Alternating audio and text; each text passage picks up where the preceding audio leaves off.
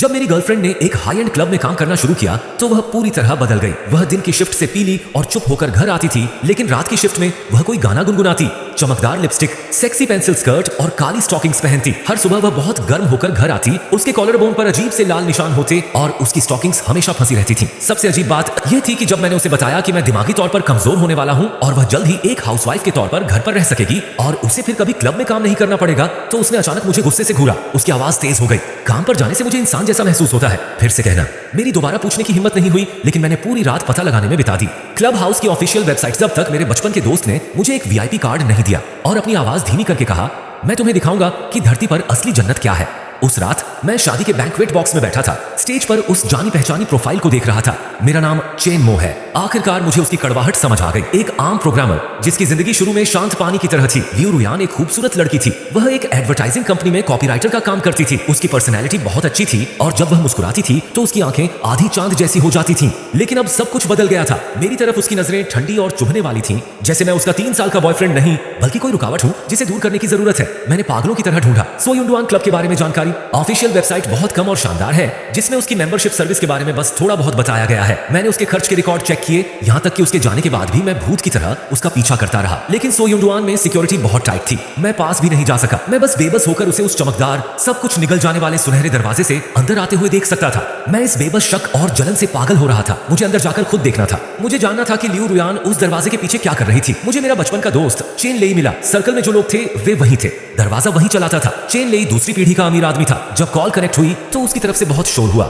Music और औरतों की हंसी मजाक एक साथ। हेलो चेन लेई, मैंने कहा। कितना अनोखा मेहमान है। तुमने मुझे कॉल क्यों किया? मैंने सीधे मुद्दे पर बात की। क्या क्लाउड किंगडम में तुम्हारे कनेक्शन है? मैं अंदर आना चाहता हूँ। लाइन के दूसरी तरफ वाला तुरंत चुप हो गया। चेन लेई की आवाज सीरियस हो गई। चेन लेई, तुम मुश्किल में हो। वह जगह हम जैसे लोगों के लिए नहीं है। न, मैंने भारी आवाज में कहा। मेरी गर्लफ्रेंड वहां काम करती है। चेन लेई बहुत देर तक चुप रहा, इतनी देर कि मुझे लगा कि उसने फोन काट दिया है। आखिर में वह बोला। उसकी आवाज में दया थी। ठीक है, कल क्लाउड में मेरी मीटिंग है, तुम मेरे साथ आ रहे हो, लेकिन ध्यान रखना मुझे तुम्हें याद दिलाना है, चाहे तुम कुछ भी देखो, बिना सोचे समझे कुछ मत करना।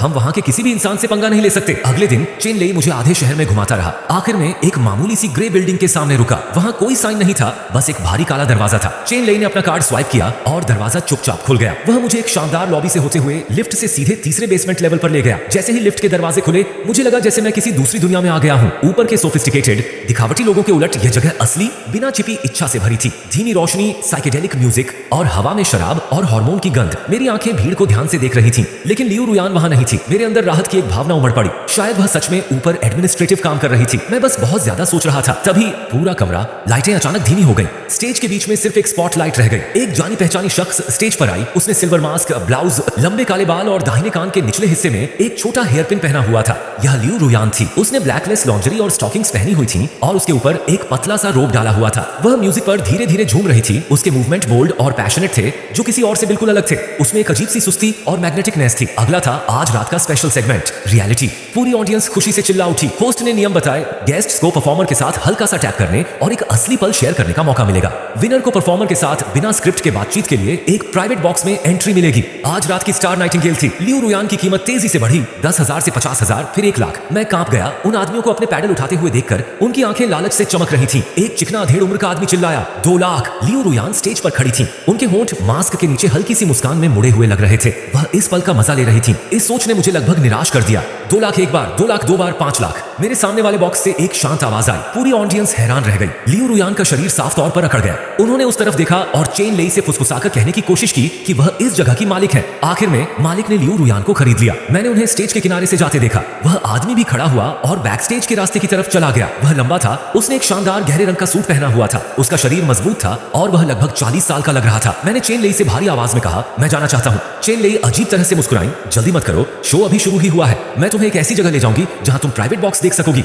वहां लियू रुयान ने पहले ही अपना मास्क उतार दिया था और सोफे पर बैठ गई थी। मालिक कैमरे की तरफ पीठ करके उसके सामने खड़ा था, लेकिन हम उसे सुन नहीं पा रहे थे। वे बातें कर रहे थे। अचानक लियू रुयान खड़ी हो गई। वह बहुत परेशान लग रही थी। उस आदमी ने हाथ बढ़ाकर उसकी कलाई पकड़ ली। उसने अपने कपड़े खींचने की कोशिश की। वह मना कर रही थी। मैंने अचानक कहा, लेकिन चेन लेई हंस पड़ी। सावधान रहना। वीडियो में लियू रुयान की कोशिशें धीरे धीरे बंद हो गई। वह उस आदमी के करीब गई और अपनी बाहें उसके गले में डाल दी। इसके बाद जो हुआ उससे मेरे पेट में मरोड़ उठने उठने लगी। वे जोश और गहराई से किस करने लगे। मैं और नहीं देख सका। मैं हवा की तरह प्राइवेट रूम की तरफ भागा। सर, यह प्राइवेट एरिया है। कॉरिडोर के दोनों सिरों पर काले सूट पहने दो आदमी दिखाई दिए। चेन लेई मेरे पास आया और मुझे पीछे खींच लिया। गहरी आवाज में कहा, यहाँ परेशानी मत करो, इसके पीछे जो बॉस है उसके पास बहुत पावर है, पहले वापस जाओ। मैं घुटन महसूस करते हुए लड़खड़ाते हुए क्लब से बाहर निकला। रात की ठंडी हवा भी इसे दूर नहीं कर पा रही थी। जब मैं घर पहुंचा तो लियू रुयान पहले से ही वापस आ चुकी थी। अपने पजामे में किचन में पानी पी रही थी। उसने मुझसे पूछा, तुम कहाँ गए थे? उसकी आवाज शांत थी। तुम मेरे साथ पीने आए थे। मैंने झूठ बोला और उसकी आंखों में देखने की हिम्मत नहीं हुई। उसने अपना पानी का गिलास नीचे रखा और कहा, मैं थक गई हूँ, मैं अब सोने जा रहा हूँ। अगले कुछ दिनों तक मैं एक क्रिमिनल की तरह भटकता रहा। प्रमोशन नोटिस ऑफिशियली नीचे आ गया। मैंने लियू रुयान का पीछा करना शुरू कर दिया जब तक मुझे कोई खुशी नहीं मिली। मैं क्लब के बाहर उसकी जिंदगी के बारे में जानना चाहता था।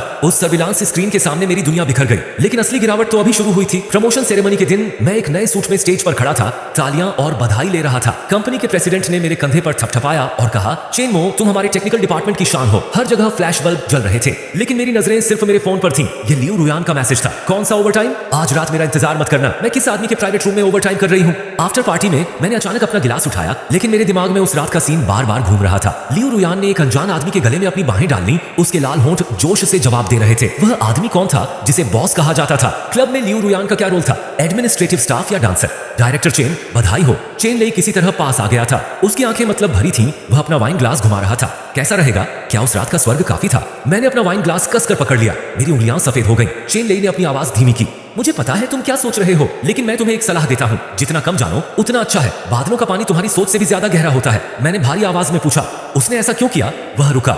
उसके चेहरे पर एक अजीब सी मुस्कान आ गई। हर किसी की अपनी पसंद होती है। शायद ये तुम्हारे लिए बहुत ज्यादा था, लेकिन उसके लिए यह एक नया जन्म था।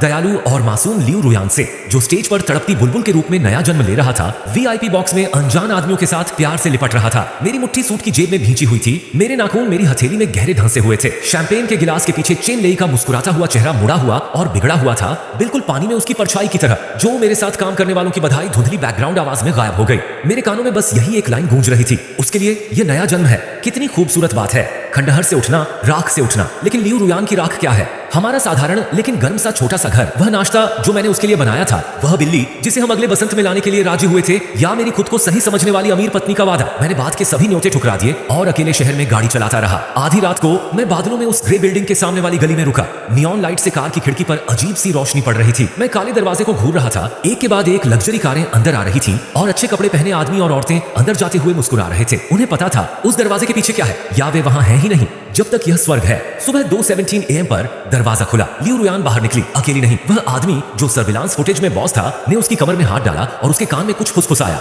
लियू रुयान मुस्कुराई। ये ऐसी मुस्कान थी जो मैंने 3 महीने से नहीं देखी थी। उसने सिल्वर सीक्वेंट वाली मिनी स्कर्ट पहनी थी, चमकदार, भड़कीली और बिना किसी झिझक के। उसका कोट उसके कंधों पर ढीला ढाला था और स्ट्रीट लाइट में उसके कॉलर बोन पर लाल निशान साफ दिख रहे थे। उस आदमी ने उसकी रोल्स रॉयस का दरवाजा खोला और छत पर पहरा देने लगा। उसका बैकग्राउंड बहुत खास था। मेरी सांस कार की खिड़की पर सफेद धुंध में बदल गई। कार चली गई। मैं उसके पीछे नहीं गया। मैं और कहां जा सकता था? उन्हें किसी लग्जरी बिल्डिंग में जाते हुए देखने के लिए। हुआ अपार्टमेंट, मैंने अपनी आंखों से उस दरवाजे को बंद होते देखा। मैंने इंजन स्टार्ट किया, लेकिन समझ नहीं आया कि कहां जाऊं। मुझे लगा जैसे मैं 2 लोग बन गया हूं। अगले हफ्ते दिन में मैं नया प्रमोट हुआ टेक्निकल डायरेक्टर था। बिजली की तेजी से प्रोजेक्ट्स को आगे बढ़ा रहा था। मीटिंग्स में एकदम सही फैसले ले रहा था। रात में मैं अंधेरे में एक भूत था, क्लाउड पर छिपा हुआ, लोगों और कारों के आने जाने का समय रिकॉर्ड कर रहा था। मैंने पास की एक ऊंची बिल्डिंग में थोड़े समय के लिए कमरा किराए पर लिया, हाई पावर वाली दूरबीन और एक कैमरा लगाया। एक टॉप प्रोग्रामर के तौर पर मैंने क्लाउड की ऑफिशियल वेबसाइट के बैकएंड को हैक किया और पाया कि मेंबरशिप लिस्ट का एन्क्रिप्शन लेवल बहुत ज्यादा था, जो एक नॉर्मल क्लब से उम्मीद के मुताबिक नहीं था। तीसरी रात मैंने एक अजीब सीन देखा। एक काली कार। मैं सुबह 4 बजे अंडरग्राउंड पार्किंग गैराज में घुसा। आधे घंटे बाद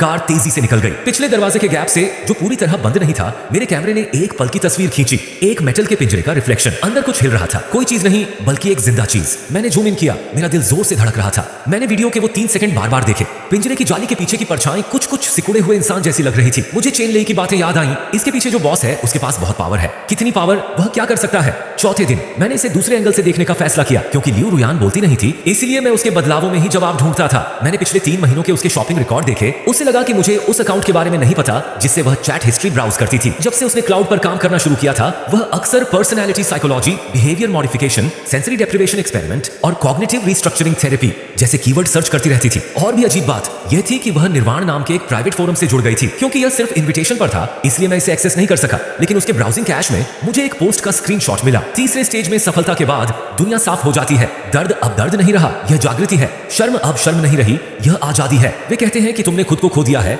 लेकिन वे समझते नहीं है पुराना मैं ही जेल है। पोस्ट पर नाइटिंगेल साइन था जो लियो रुयांग का कोड नेम था। मैं घूरता रहा, स्क्रीन को घूरते हुए मतलब मेरी रीढ़ की हड्डी में रेंगने लगा। यह किसी नौकरी का विवरण नहीं लग रहा था, यह किसी तरह के बदलाव जैसा लगा। पांचवां दिन एक टर्निंग पॉइंट लेकर आया। एक नए कंपनी प्रोजेक्ट के लिए एक हाई एंड एंटरटेनमेंट ग्रुप के साथ कोलैबोरेशन की जरूरत थी। मीटिंग दोपहर 2 बजे तय थी।